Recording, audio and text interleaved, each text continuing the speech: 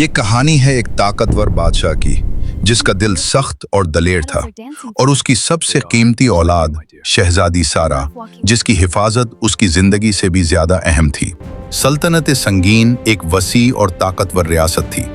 बुलंद किले, तरबियत याफ्ता फौज और मजबूत दीवारें दूर दूर तक मशहूर थी।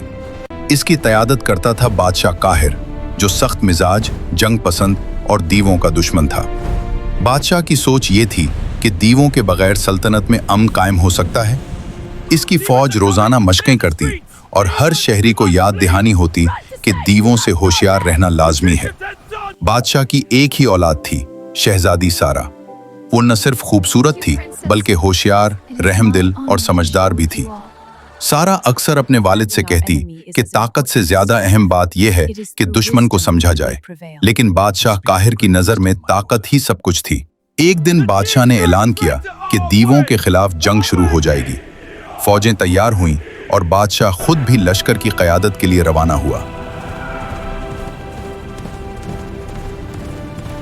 महल में अमन कायम रहा, मगर किसी ने सोचा भी नहीं था कि रात के अंधेरों में एक दीव, जिसकी ताकत की कहानियां सुनाई जाती थीं, महल में दाखिल हो गया। क्या हो रहा है बाहर? कौन है? बाबा ठीक तो है ना? क्या हो रहा है बाहर? बाबा ठीक तो है ना? दीव ने शहजादी सारा को उठाकर अपनी पुरअसरार दुनिया में ले गया। जाते वक्त बादशाह को धमकी दी गई, अगर ये जंग ना रुकी तो तुम लोग अपनी शहजादी का चेहरा कभी नहीं देख पाओगे, कि अगर कोई जंग में खलल डालेगा तो शहजादी की जान खतरे में पड़ जाएगी। सुबह जब बादशाह को खबर मिली, उसके कदम लड़खड़ा गए। इसे समझ नहीं आ रही थी कि किस तरह अपनी सबसे कीमती औलाद को बचाया जाए।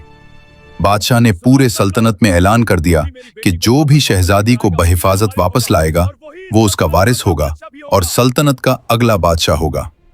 कई बहादुर शहजादे और फौजी कोशिश करने आए, लेकिन किसी ने हिम्मत नहीं की कि वो उस जंगल की पुरअसरार दुनिया में दाखिल हो।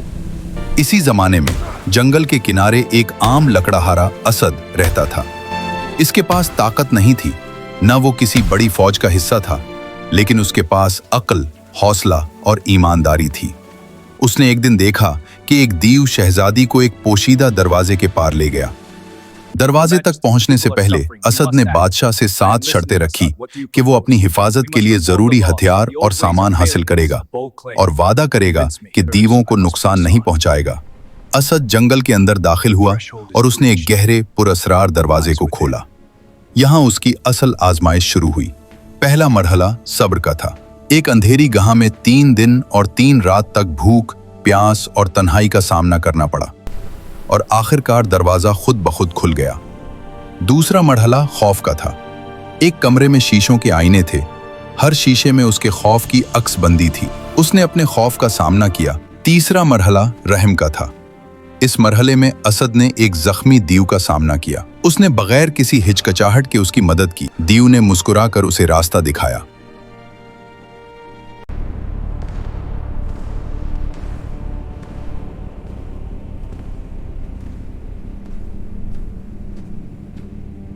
हेलो गाइस, नेक्स्ट पार्ट की एंडिंग आपकी मर्जी से होगी। अगर आप चाहते हैं कि डीमन और सारा की लव स्टोरी कंटिन्यू हो तो कमेंट में डी लिखें, और अगर आप चाहते हैं कि असद और सारा की शादी हो तो कमेंट में ए लिखें। Let's decide the ending together.